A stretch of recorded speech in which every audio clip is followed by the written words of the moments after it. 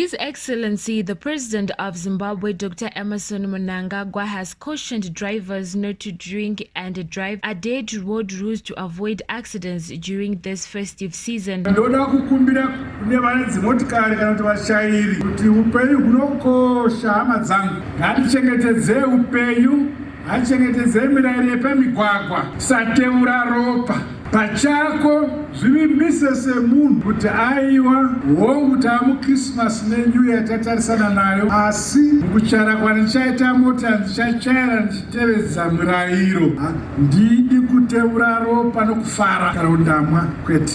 He was speaking this at the official opening of the 43-kilometer Shirugwi-Mandamabwe Road. I'm Farem Tumbranzo reporting for Vaya.com.